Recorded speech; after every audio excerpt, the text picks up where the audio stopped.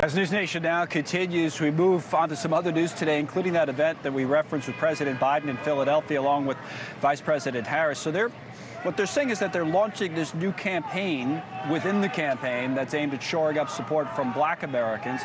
A lot of the polls show the president not performing as well as he did 4 years ago with this group of voters. Marc Morial joins us now, the president, CEO of the National Urban League, former mayor of New Orleans. What do you think's going on, Mr. Mayor, in terms of,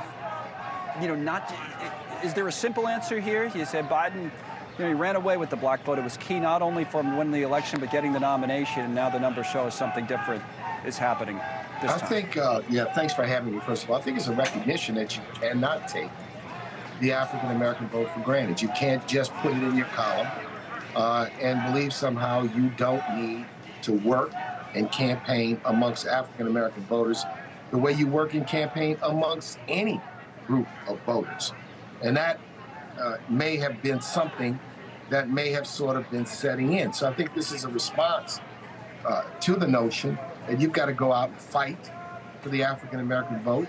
You've got to go out and fight in every community for every vote, and that the African-American vote is a competitive vote, and you cannot take it for granted.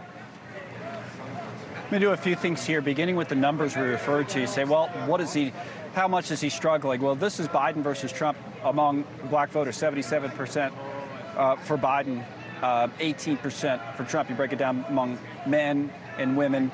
Younger voters, it's interesting, because there's not as much support there across the board for Biden among younger voters. And again, nobody expects him to lose this vote, but it's all about margins. Here's a statement from the campaign on what they're actually trying to do with events like today. While we're busy putting in the work to earn black voters' support, Black America's support, Donald Trump continues to show us how ignorant he is. Hosting these rap concerts, it doesn't hide the fact that he lacks the resources and competence to genuinely engage our community. And here is President Biden speaking earlier today in Philly. The threat that Trump poses is greater in his second term than his first. It's clear that when he lost in 2020, something literally snapped in the sky. No, I'm serious. That's why January 6th happened, when he unleashed an insurrection. Do these arguments, Mark, kind of resonate, you think, in terms of you're trying to make this a binary choice, January 6th, the threat's bigger this time than it was last time, Biden versus Trump? I think the threats on democracy concern black voters, but they concern all voters. The use of violence in politics. Right. And whether you had your hands on a violent act at the Capitol, encouraged it, didn't discourage it, is of concern to black voters and every voter in America. So I think a recognition of helping people remember what the Trump record really is. Donald Trump is very good at hyperbole and exaggeration. And given his way, he'll paint a picture of his term as president that may be inaccurate and devoid of reality. So I think Biden has got to remind people about the Trump years, all 4 years, not just the first 2 or 3, but all 4 years. And critical to that is COVID and how he handled it, and the insurrection, which was in effect his parting act.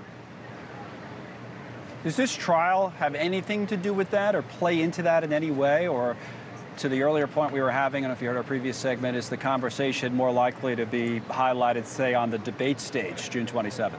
The trial, I think, points out sort of this, if you will, narrative of whether a Trump believes he's above the law, beyond the rules, can do what he wants to do in a way that no other American could and not be held accountable. You can't look at the trial in isolation. Now, the debate stage, I am looking forward to the debate because I think mano a mano, hand-to-hand combat, one-on-one. But what I'm concerned about is that a debate turns into a proverbial Three Stooges pie-throwing contest, a mud wrestling event of innuendo and not true discussion. So I am hopeful that this debate is going to give the American people an opportunity to really, really see these candidates debate and discuss the issues we're all concerned about. Thanks so much for watching. Just go to joinnn.com to find News Nation on your television provider. And don't forget to click the red subscribe button below to get more of News Nation's fact-driven, unbiased coverage.